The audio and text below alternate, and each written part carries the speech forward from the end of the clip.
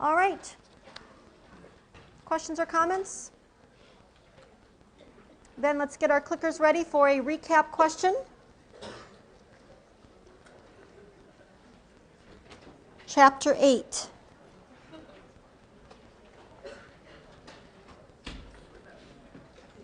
Discrete or continuous. We introduced that a variable, before you look at its value, can be thought of as a random variable. And that a model for a random variable will be based on whether it's discrete, finite number of outcomes, or continuous. Can take on any value over a whole range. So I've got a first variable up here, and you just click in whether it's A, discrete, or B, continuous. And that random variable will be the time that it takes for a text message to travel between the sender and the receiver. Would this be discrete or continuous?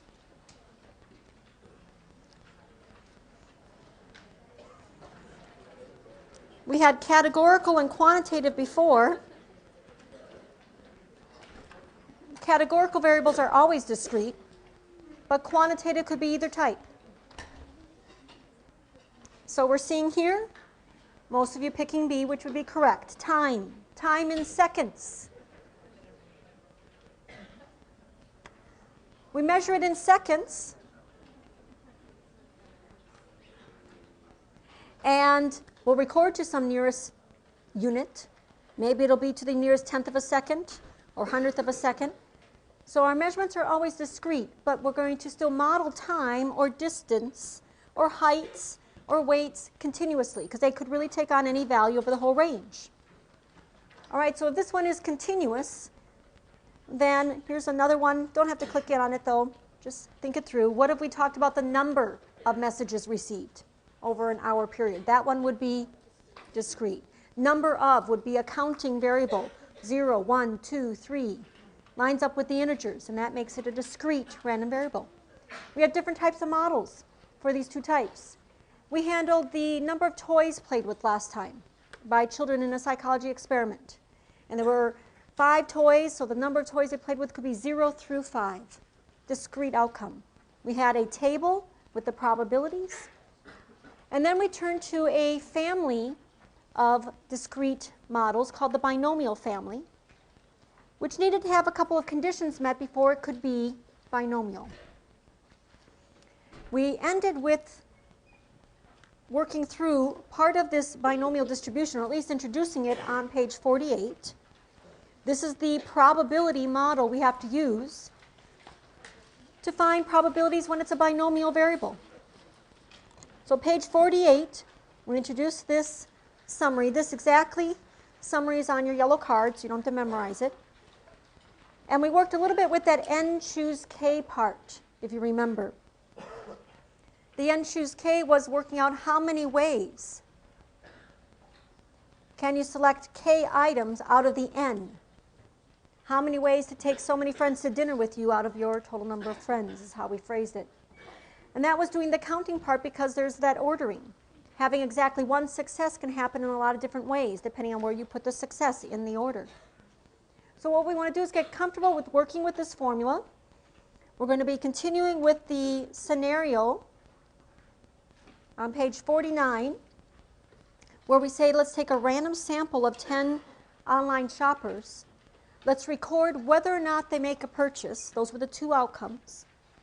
Since we took a random sample, they're independent outcomes, and they all have the same probability of making a purchase, 25%. So a binomial problem needs an n, clearly identified, and a p, a probability of success for whatever you're measuring.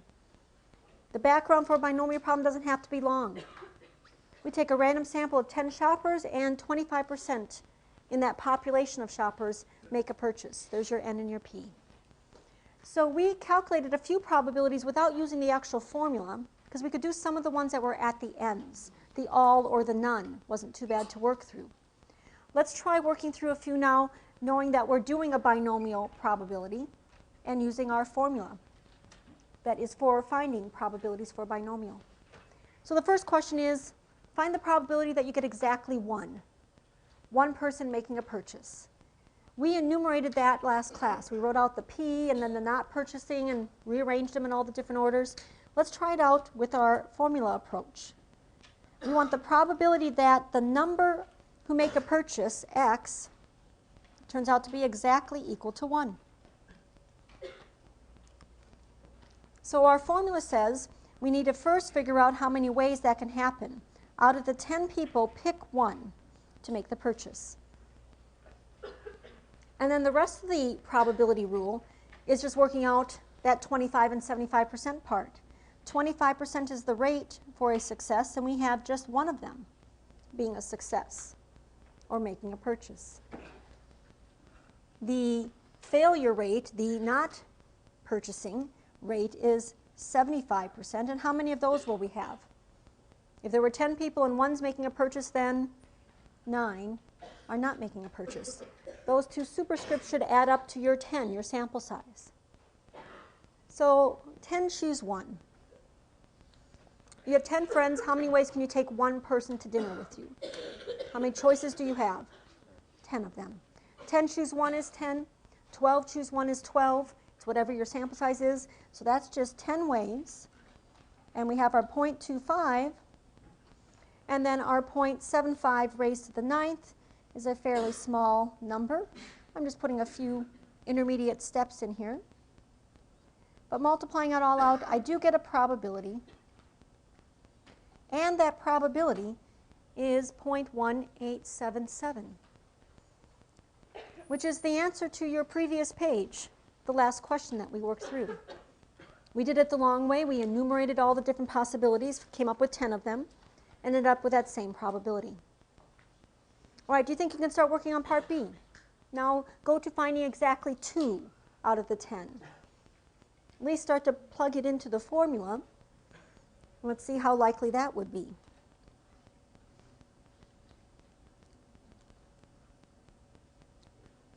Exactly 2.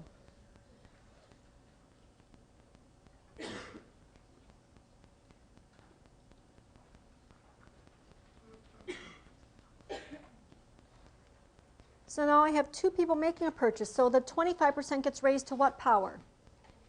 2, and that leaves a remaining 8. Now the 10 choose 2 is found with those factorials. When they're not the very ends or coming in just 1, then I do need a calculator to work it out. We did work it out at the top of that page. We worked out 10 choose 2 quickly by hand, and then we even showed you how to find it maybe with your calculator. How many different ways were there for that 10 choose 2? 45 ways to pick 2 people out of 10. So there's the 45 part. And then you do the multiplying through of the other terms. 0.0625 is 0.25 squared. And then a little bit more than 10%. Multiplying those out, we again get a probability. We're asking for probabilities. These should be numbers between 0 and 1. And it's a bit more likely to get 2 people making a purchase than just 1. And that kind of makes sense, doesn't it? 25% are supposed to make a purchase. So think about which values you think would be more likely, and getting 2 out of 10 is fairly likely. Now you could do that for 3 or 4 or 5, all the way up to 10 people out of 10. You could find any one of those binomial probabilities, and you could put together a table. But I'll never have you do that, because that's just doing that binomial formula many, many times. We find the probabilities that we need to answer certain questions of interest. How do you think you're going to solve part C? Finding the probability of at least 1. At least 1 means what? 1 or more. 1 or 2 or 3. And we've already done the 1 and the 2, so now we have to find the 3 and the 4, all the way up to 10. Find all of those, or find what's left over. The only thing we're not including in that 1 or more is the 0 or the none. We're going to use the complement rule here to make it much more easily found. The probability of at least 1 is going to be the complement of none.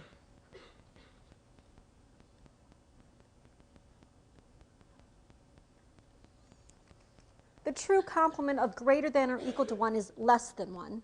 But what's the only outcome strictly less than 1 when we have this discrete variable? Just the 0. So find the probability of none making a purchase, and then take the complement, and you've got all those others added up that you didn't have to find separately. Probability of none. Out of the 10, pick nobody. The 25% rate of success applies to no one. They're all not making a purchase, all 10.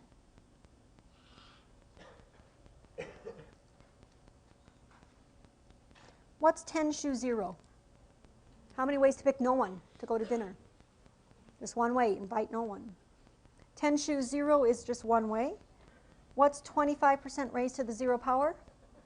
Just 1. So now I've got that 0.75 figure, 0.0563. And in fact, that is what we got on the previous page, too, when we just reasoned it through. And the complement of that, 9437. It's quite likely that we would see at least one making a purchase. We'd expect 25%. So seeing at least 1 out of 10 would happen quite often. That also makes sense. All right, finding binomial probabilities. You will be asked to find a few on your homework, too. On exams, you'll find some binomial situations there. I'm not going to have you find many of these problems, because once I see you can do the formula, I don't have to ask you more than once. But being able to work with it, it's a very common model. You're looking at counting how many successes you get in a sample, where you have either success or failure and a fixed rate for success P. All right, clicking in on your part D. Try part D. Tell me what you think, and give me your answer. Read over the question. What does it say? How many shoppers would you expect to actually make a purchase? I'll give you a few choices. And what would you pick from among those?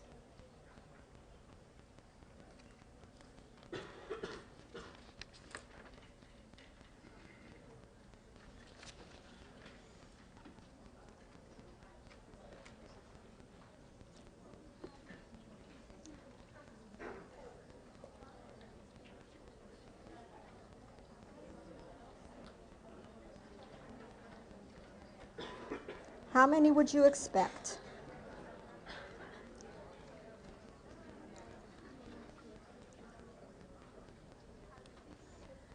Got a few not knowing. Others are indeed guessing. Most frequently occurring answer is the correct one.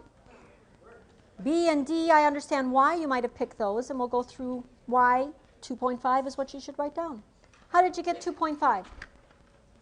Took 25% of 10.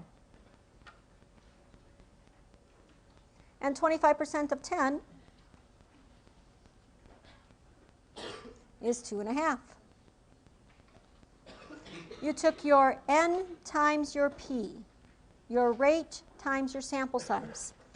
You'd expect 2.5 people to make a purchase in a sample of 10 on average. That's across many samples of 10 then. You're going to see a lot of 2s. That was a fairly likely probability. And a lot of 3s. You'll see some 1s and some 4s. You'll very rarely see all 10. But if you took those occurrences that you see and averaged them, you'd come out to be 2.5. 2.5 is our mean, or our expected value. Got the formula for that on the top of the next page with what you just did logically. The expected value, what you'd expect on average, not what you will see in exactly one sample. So 2.5 is what we should report. That is the mean. If you were to calculate the mean the longer way, we did that for the number of toys played with last class. We had a formula last time that said find the mean, or the expected value of x, by doing a summation. We added up each value of x times its probability.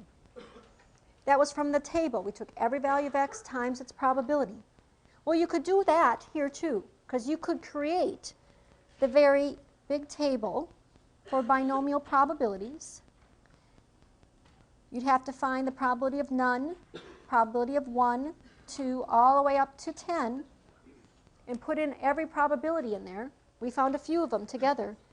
And then take every x times its probability, multiply that and add them up, and you get 2.5. Ends up coming out to be what seems to make more logical sense, which is just that rate times your sample size. So the shorthand for binomial is just doing n times p, not having to do the general discrete way of finding the mean. Likewise, the standard deviation is a lot easier too. The standard deviation, which takes every value from the mean and squares it and adds those up, gets sort of a weighted average. Well, there's the formula for it in terms of the n and the p. So those two quantities, the sample size n and the p, define the binomial distribution, and they're used to find both the mean and the standard deviation. So you know what you'd expect and the give or take around that. Because not every time when I take a sample of 10 will I get the same answer each time. It does vary with various probabilities. So you have these formulas also on your yellow card. There's a little binomial section, the bottom right corner. We have pretty much then completed in our front page of our formula card. We have gone through the first column, and we'll be starting to work through this next one, the next couple lectures. This is again what you get to use when you take your exam. So if you haven't printed out a set of them so you can bring them with you and refer back to them, I'd encourage you to do that, because we will be making use of one of the tables in here quite actively starting today and then from here on out. And it's a lot easier to just pull that out than find it in your notes going back. All right, how many of you are left-handed? All right, so when you come to rooms like this and you have to take an exam, it's not always so fun. You have to find a left-handed seat if you can. On the exam night, we always pull out some cards and set them out just specifically for our left-handed people. So if you are left-handed, say that at the desk when you walk in or whatever. We'll make sure you get a good seat. About 10% of Americans are left-handed. We're going to take a sample now of size 12. We're going to count in our sample how many are left-handed. That's our random variable. The value of that variable will vary from one sample of 12 to the next. What kind of distribution or model will it have? Well, we're continuing our discussion and working more with what? With a binomial. The sentence said you have 10% having an attribute, being left-handed, and you're going to take a random sample of size 12 from that population. There's your n and your p. If you're counting how many are successes, left-handed, then you've got a binomial model or distribution to work with. So the variable x, being the number of successes in your sample, is going to follow what is called a binomial distribution. You can use bin for binomial. But we need to specify which binomial. The sample size is 12 now, instead of the 10 customers. And what was the rate of success here? Rate of left-handed is 10%. So there's the binomial distribution that we'll be working with to answer various questions here. We even have worked out the mean and the standard deviation. In some samples of size 10, you'll see only one left-handed, or 12, you'll see only one left-handed. You would expect 1.2 on average. The give or take around that is a little more than 1. So I bet if I took samples of 12 over and over, I'd see some zeros, I'd see some 1s and 2s, and maybe some 3s. Very unlikely to see all 12 out of 12 being left-handed if you truly took a random sample. That wouldn't happen too often. How likely would it be that we might see 2 or fewer? So how would we solve that? How likely would it be in a sample to see either 2 people being left-handed or fewer? So that means finding the probability of none of them being left-handed, or exactly 1, or adding exactly 2. 2 or fewer would be 2 or less, so that's 2, 1, or 0. How do I have to find each one of those 3 parts? With that n choose k expression with our binomial probability. So I'm just going to write them out. I'll give you the answer so you can check your work a little later. But I know you can find a couple of these just fairly quickly.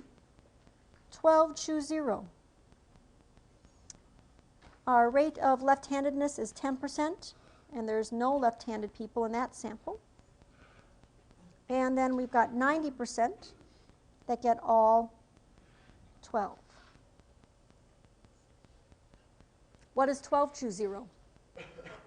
1. Don't even have to get the calculator out. Whenever you're picking nobody or none of them, it's always just one way to do that.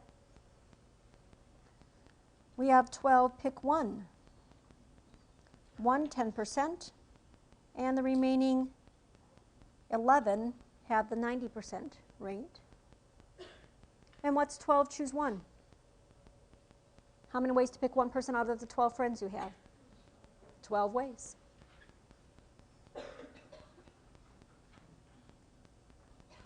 And then we've got 12 choose 2. The 10% is raised to the square then to 90% for the remaining 10. And 12 choose 2, I'd need the calculator. I'd work out little factorials and cross out.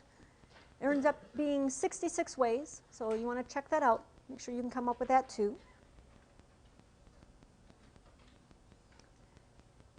If you don't calculate that quantity correctly, you might get an answer for one of these that's actually more than 1, which can't be right because it has to be a probability that you are working out.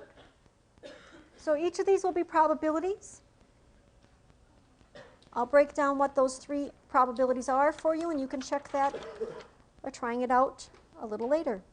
The chance of none, or 0, will be about 28%, 28, 24. Even more likely to see one person being left-handed, 37, 56. And for 2 people being left-handed, 23, 0, 1. Should get about 89%, 88, 91. Almost 89% is the probability of seeing 2 or fewer, because those are the most common values you're going to see. After 2, the probability starts successfully getting smaller and smaller. This would be probably the extent of any kind of question on an exam, having you calculate just a few of these binomials, but not more than, say, 3, and maybe just 2. Often the ones that I ask end up being the ones that are the more extreme, in which case you don't need your calculator much at all except to do some multiplying. All right, what if we change this problem and not take a sample of just 12? Let's take a larger sample size, 120. Still have a binomial model. No matter what sample size you take, as long as it's a random sample, it'll be binomial. And instead of asking the chance of 2 or fewer, let's bump that up also by a factor of 10. Let's ask the chance of seeing 20 or fewer with a larger sample size now of 120. So if we parallel with what we just did, how would we find that? Less than or equal to 20. Chance of nobody, plus a chance of exactly 1, plus the chance of exactly 2, exactly 3, all the way up to 19 and 20. I don't even want to write them all out. That's 21 of those binomial probabilities you'd have to work out and add up. A question like this was asked on the exam, but solving it the exact way is not what we're going to do. This is a lot of work, and we could work that out. Calculators can do a bit of that work for us too, but there is going to be a better model that's an approximate model that works much better than finding it the long way. We'll just simply say, yuck, too much work to do it as a binomial. We will see an approximate model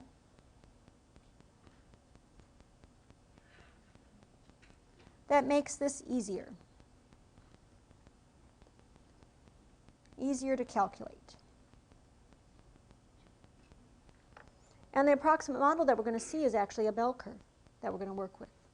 When you have 120 possibilities, 120 people, you can have 0 through 120. That's a lot of sticks. Remember the stick graph we made for the number of toys played with? We drew 6 sticks.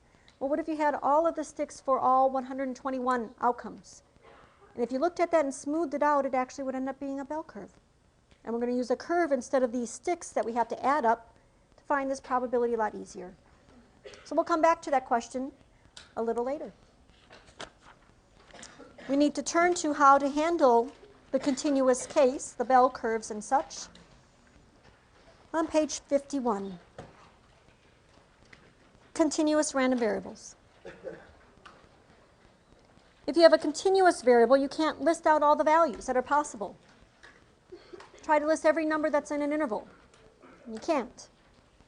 So we have to take that interval, break it up into some pieces, come up with how many are in each of those pieces, like we do when we make a histogram, and smooth out that histogram. Then that equation of the curve that we have here could be what we have to remember as our model. We'll use this equation as our model.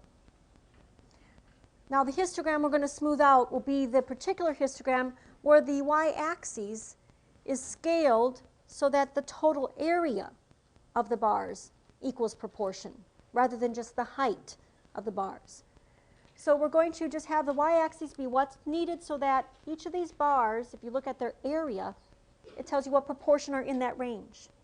So then we can require that our curve that we use to smooth it out has a total area underneath it of 1 for 100%. And that particular type of curve is called a density curve or density function. Our model will be a density function, has two properties. Your density functions have to always lie on or above the x-axis. And then they have to have that the total area underneath them is 1. Then that curve could be used to model the probabilities for a continuous random variable. The key is that the area is now what's going to be the probability. I'll find the area under the curve to represent how likely it is for a person to fall in that range. Area will be probability or proportion. So we have our first model here, a smoothed out model for income. Describe the shape for me, please. This is what? Skewed to the right. As you would expect income data to look like. We have data here on income in thousands of dollars. Let's put a few values along the axes. 10, 20, 30, and so on.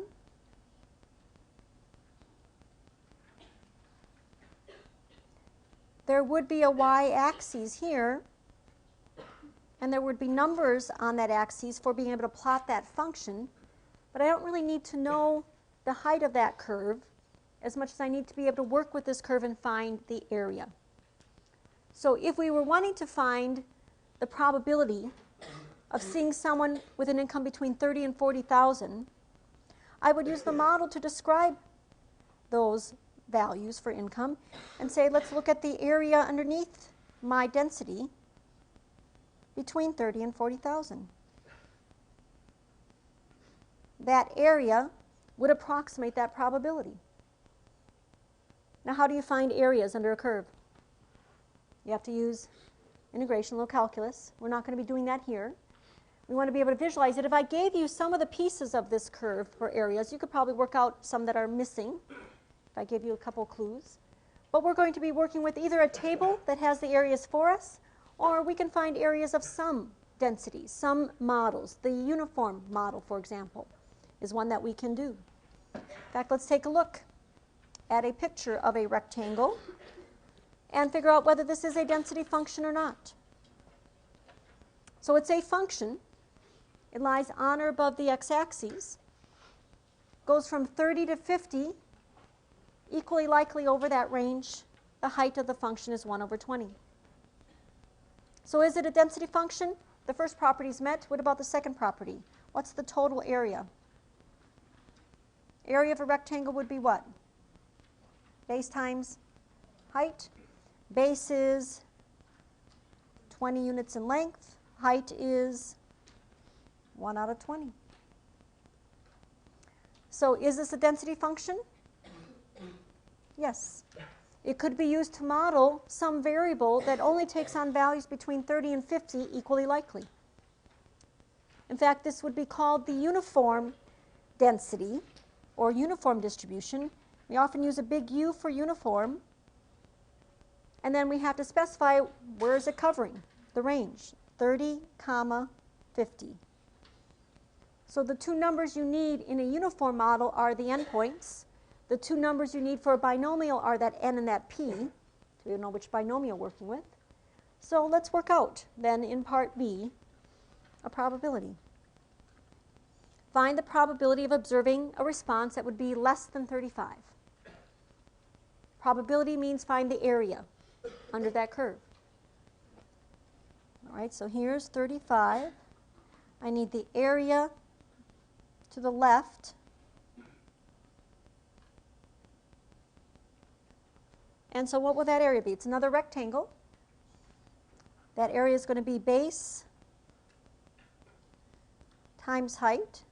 The base now is only 5 units long, and the height is still 1 out of 20. 5 out of 20, 1/4. 0.25. How likely is it to see a response below 35? About 1 in 4, 25%. Would my answer change if I included the 35? If I said 35 or less? Is there any additional area at any point? No. Including the actual endpoint does not change the area under the curve over that range. It's continuous. And there's no area at a given point. We don't have sticks going across here at certain points. It's any value over that range. So we don't have to be quite as careful about the endpoints, or whether we include that value or not. The probability of being less than 35 is actually going to be the same as the probability of being less than or equal to 35, and that probability is 1/4, whether you include the value or not. We can't assign a probability at any given point, because then you start adding them up and you'd get more than one eventually. So by convention when modeling, if you really wanted the chance of being about 35, you have to take a small range around that and find that area to approximate it. All right, got a clicker question for part C. Think about 35. That's the value we were talking about here. It corresponds to a certain quantity for this distribution. What quantity does it correspond to?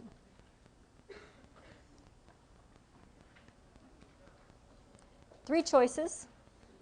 One you should eliminate immediately. Of the other two, you should be able to figure it out. You just found the area to the left. Found the area to the left to be 25%. So you just found one of these terms. It's about the closest I'll get to 100%. Got a couple that are still picking B or C. What is it? It is Q1, right? Q1 is 35. What is Q3? What's the median? Pretty easy to find the quartiles in this model. Pretty easy to find the interquartile range. Remember what that was?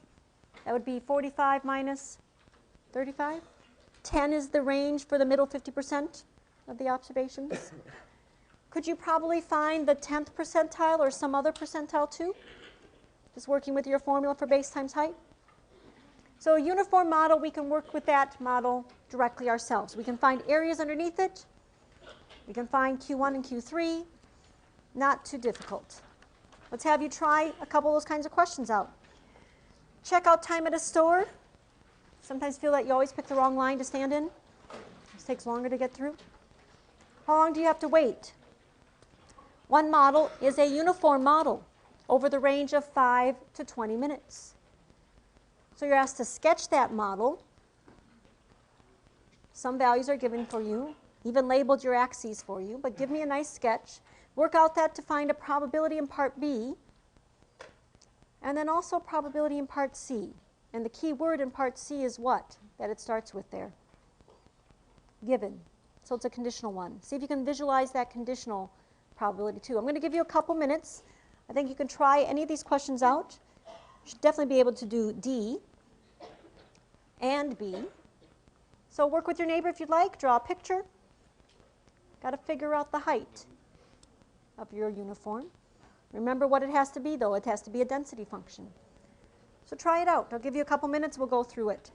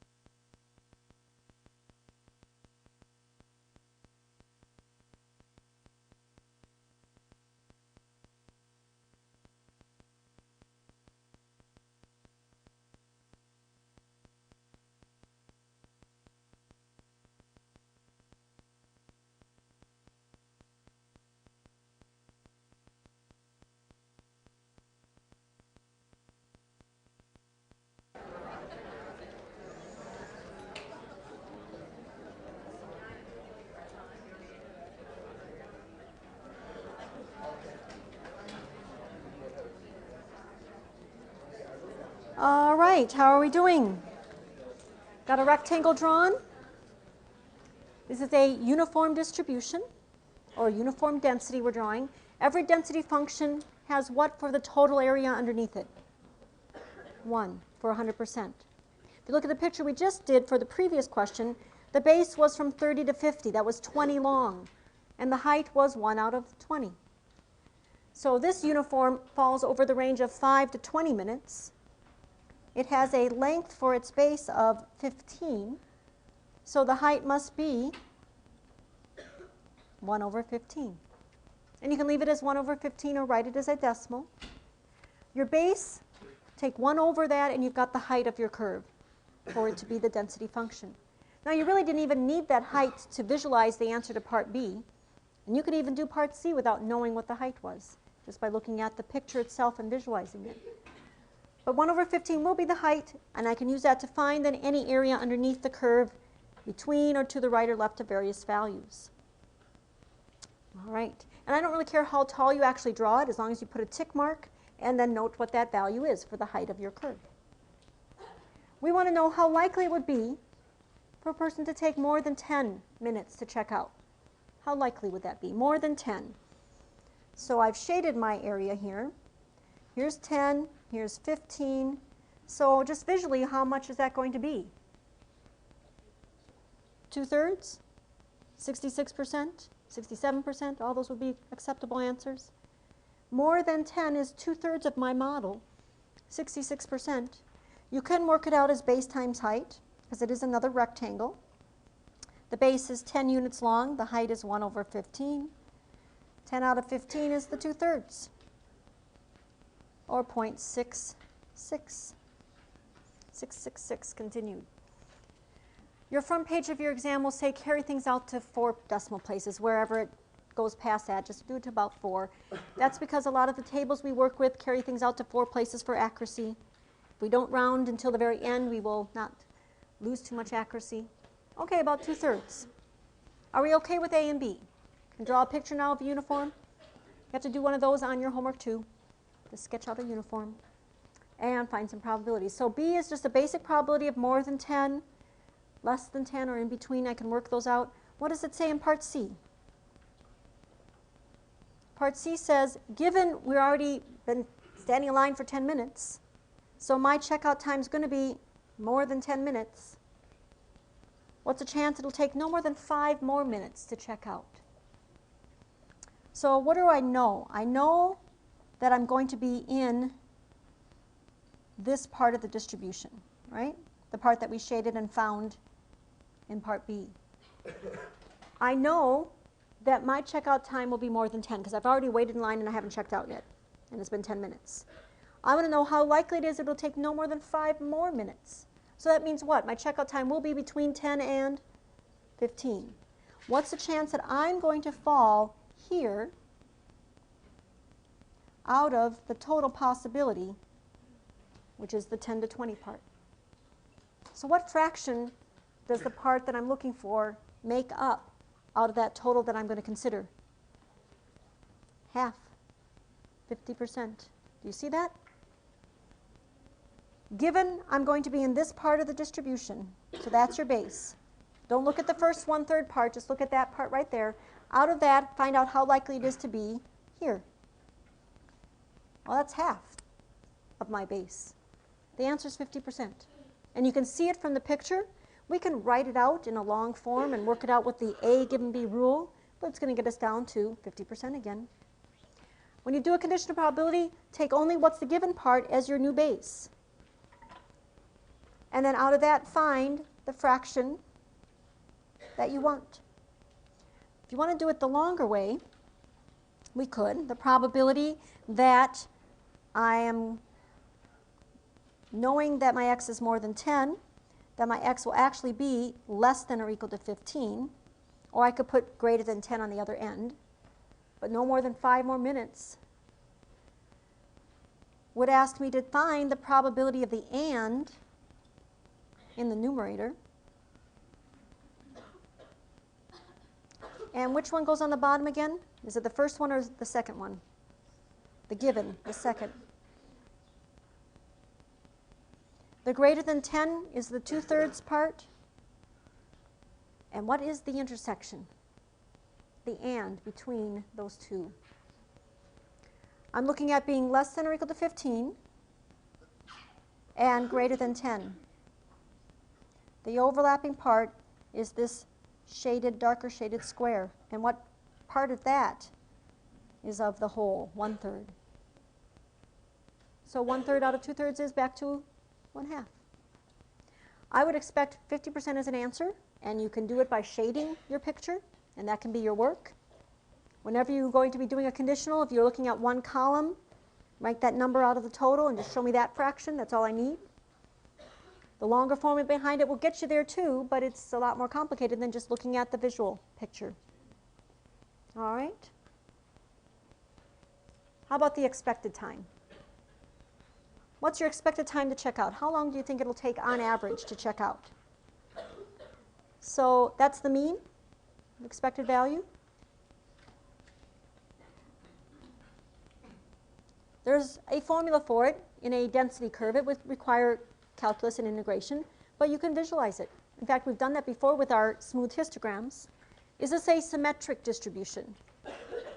Yes. Uniform is symmetric. Bell curve is symmetric. For a symmetric distribution, where's the mean and the median? Right in the middle. So what will be the balancing point here? 12 and a half, 12.5. 12.5 minutes. That's my units.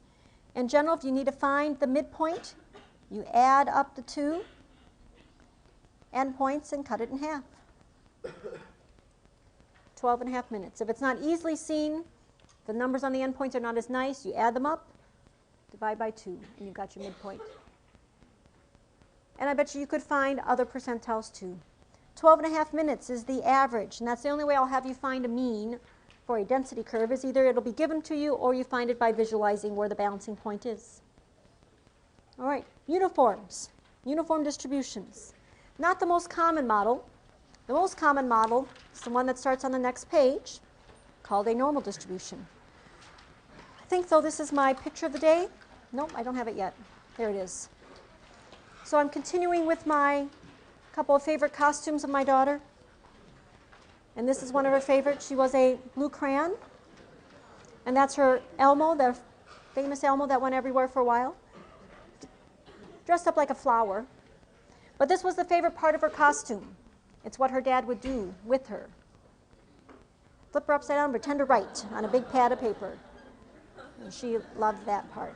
Over and over and over. The blue crayon. Most of our costumes were indeed made in the house.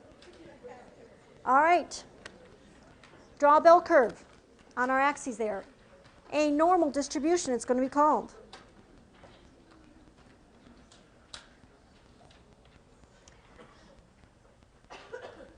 We've seen histograms that tend up to be bell-shaped.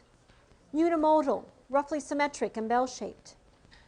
We know for a symmetric bell-shaped distribution, the mean, and the mean for a density function, denoted by mu, the mean for the population of values represented by this model would be mu.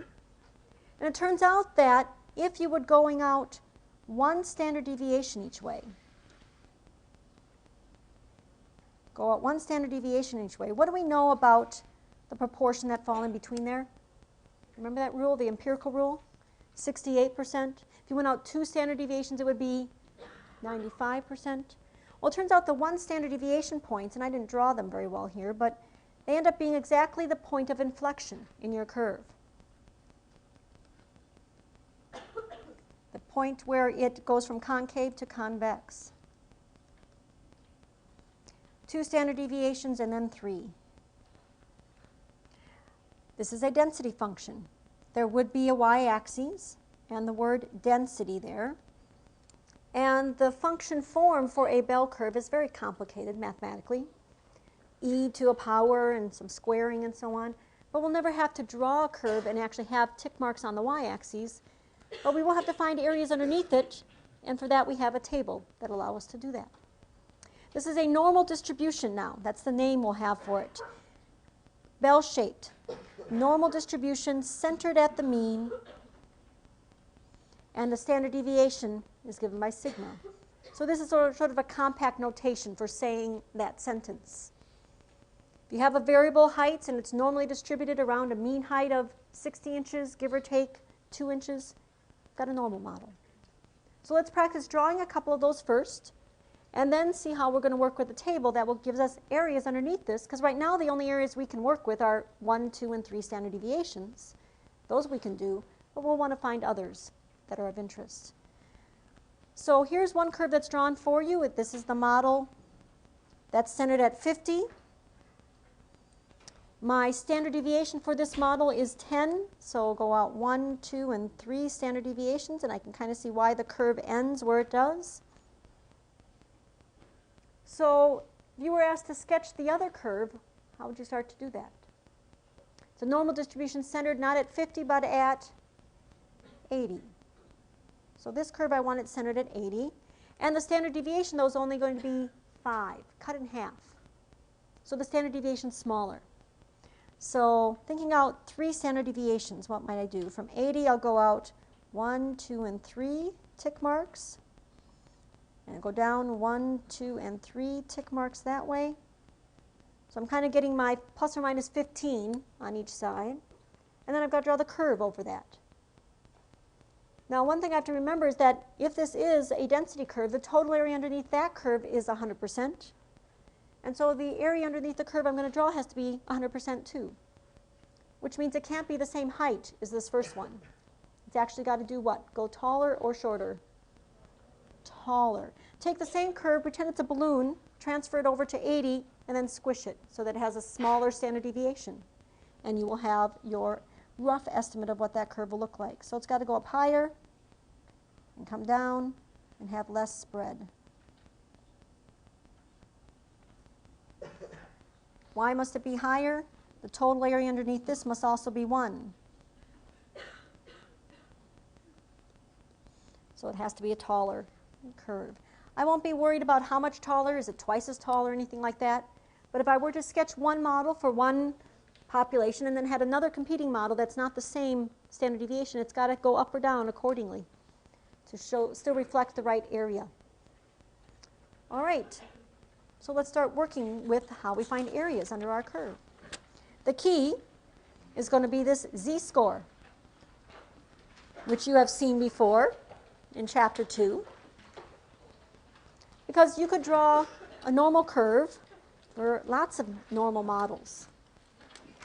The mean can be any number, positive or negative.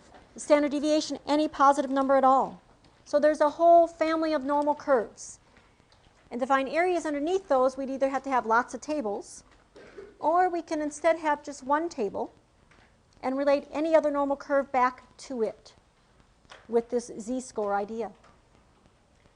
When we standardize, we subtract the mean and divide by the standard deviation. That brings it to what? If you subtract the mean off, you're now centered at 0, because if your mean was 20, you subtract 20, it's centered at 0. And if your give or take was 2, and you subtract or divide by 2, now your give or take will be 1. Standardizing converts any normal distribution to a standard normal, the one that's represented by the normal 0, 1. Mean of 0, standard deviation of 1. And what we have is a table with areas under this normal curve. It's called the standard normal. And then any other normal curve can be related to it by just converting it to its z-score. So we're going to work with table A1 today and get comfortable with working with it to find probabilities and then extend it to other normal curves. So your table A1 is on the next page. And you can't read this slide, I can't very well either. But you've got the table in front of you, and it's also a nicer version when you print it off from C Tools. What does it give us? It gives us areas to the left. Areas to the left of various values of z. The table is set up as follows. The first column gives you the z value from negative to positive out to the tenths place for accuracy. So negative 3.4 is that smallest value of z there. And then you've got columns to give you the hundredths place. So we can get as accurate as out to the hundredths place for your z-score. So the smallest number that's here is negative 3.49. Then it goes to the 0 and back up, and the biggest number of z we get is 3.49. So it's going out to about 3.5 standard deviations each way, which is sufficient, right? Because when you go out 3 standard deviation, that's already what percent inside there? About 99.7? So if you go out even a little further than that, you've got just about everything. Areas to the left. So let's try it out. We're going to work with our table, so we'll have to flip and use it a little bit here. Practice finding areas under a standard normal. So our standardized score, our z-score is 1.22, and I want to find the probability of seeing something less than that, less than or equal to 1.22. So on my standardized scale, centered at 0, I'm more than 1 standard deviation above, and I want the area to the left. Well, that's exactly what my table gives me. So can you work with your chart and find your z-score of 1.22? So you need 1.2 in the first column, and then go over to the hundredths place, which gives you the second 2. And can you find the area to the left of such a z-score? I'm seeing a lot of 8s. 8, 8, 8, 8. Are you able to find it in your table? Your table gives you the areas to the left, and that's what we want. If you don't find it, see if your neighbor can show you.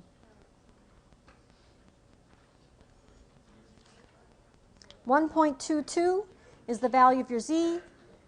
1.22 would be the 88.88th percentile of this distribution. Does the picture make sense too? It should be more than half by what we're trying to find.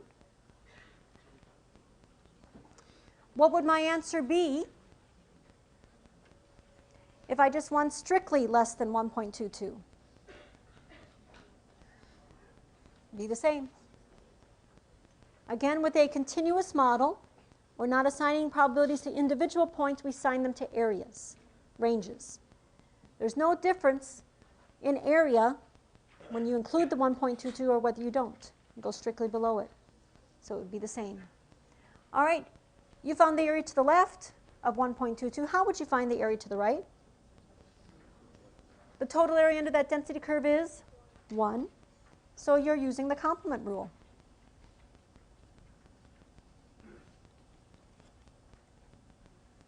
Is there another way you could have looked that up in your table too? I'm asking for this little piece here, which we found by subtraction. What if you had looked up the area to the left of negative 1.22? What would you get? Same answer, 1112. Your table can be used a number of ways. The area to the right is the same as the area to the left of the opposite value of that z, taking the sign and changing it. So you don't want to do 1 minus, you can always work with the other symmetry part of it. So there's how you find areas to the left and find areas to the right. How about an area in between two numbers? So if you standardize two values and they end up being negative 1.58, 2.24. So 2.24 is way out here to the right. Negative 1.58. How do we find the area in between? If I look up 2.24, what is it giving me when I look it up in my chart? It's going to give me the total area to the left. That total area to the left is a pretty big number. What is it? 90.9875. But that's a lot more than I wanted. I wanted the area in between, so what do? Look up the other number, right? That gives you this little piece you didn't want and would remain the part that you want by subtracting. So the negative 1.58, looking up negative 1.5 and then the 8 in the column is what? 0.571. And we take those two numbers and subtract.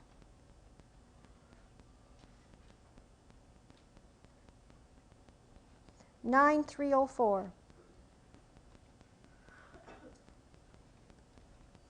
About 93%. If you want the area in between, find the bigger piece, subtract out the part you don't want. So I think you can try out part 4, question 4. You actually know what the answer should be about already. try that out. Being within 2 standard deviations of your mean.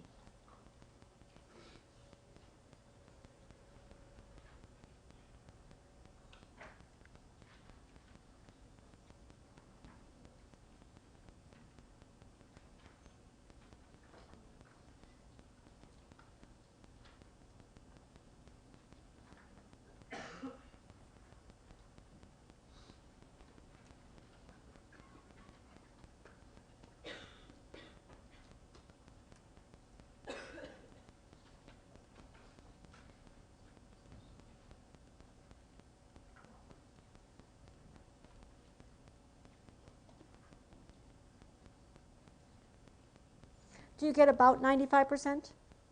It's not exactly. It's 95.44%.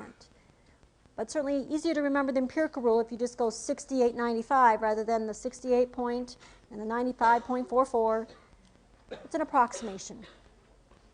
On an exam, if I were to give you question 4, I would accept, oh, 2 standard deviations, that's 95%. Write down 95% without any work, and that's fine, because that is the rule we can use and borrow, empirical rule. If it were, though, 2.08 and 1.97, well, then that's going to be a little different, and I would know what the answer should be approximately, but I would look it up. I'd accept both the more detailed answer, but whenever it's 1, 2, and 3 standard deviations, you can use the empirical rule. All right, what happens when we fall off the chart? What's the probability of seeing someone score 4.75 standard deviations above the mean or less? Well, that's in the extreme. You actually have part of the table on your yellow card that's called in the extreme, and I've got a portion of that in your notes. That goes further than 3 standard deviations by giving a few of those values that are really extreme and showing you how extreme they are. And 4.75 happens to be one of them. And what is its area to the left? Lots of 9s? 6 9s, I think. So that's practically what? Practically 1. You should know that should be just about everything. How close to 1 is it? Well, 6 9s after the decimal. That's how close. And they give you a few others. It goes out to 6. What if I asked you to find this probability in part 6? 10.2 is the z-score. Wow. It's way out there. What's the answer to question 6? Is it approximately 1 or approximately 0? Which direction are you going? To the right here. To the right, to the right. Going to the right, and that's practically nothing. If you were drawing the curve, your 10 would be way the heck out there, and there'd be nothing out there. So this is about 0. Even without looking it up, you should know that answer. Looking it up, you could say it's even smaller than, and put the smallest number that's there, but 0 is fine. Be in the extreme. So now we've worked through the table, finding areas to the right, finding areas to the left, or between. There's another way to work with a table, which is to find percentiles specifically. And that's what we want to do with our last exercise today. Question number 7. I want to find the 90th percentile for a normal distribution. All right, 90th percentile, what does that mean?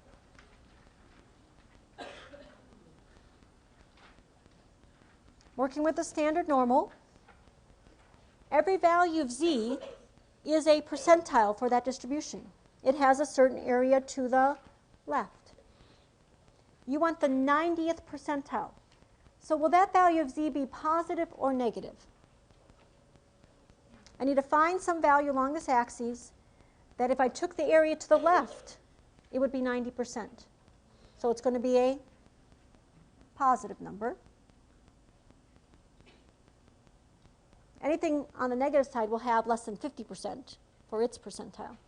So some number over here on the right. And what do I know about that number? I know that the area to the left should be 90%. This is the opposite of the questions we were just solving, because before we were given the value of a z, and you were finding the area to the right or left of it. Now I tell you I want the area to the left to be 90%. Find me the z. So this is working with your table backwards, if you will. You know the area to the left. The areas to the left are found in the middle of the table. Find as close as you can get to 0.9000. As close as you can get. You typically might fall between two numbers, but you should be able to find the one that's closer. And what's the closest value of z? The closest value of z is 1.28. It's a little closer than the 2.9. And that's the 90th percentile. Could you find Q1 from your table? What's Q1 mean? Q1 means finding the 25th percentile. So then you would look in the middle of the chart and find 0.25, as close as you can get, and you'd have Q1. And then you can find Q3, and you could find the interquartile range. It takes a lot more work with a normal table to find it, but you could.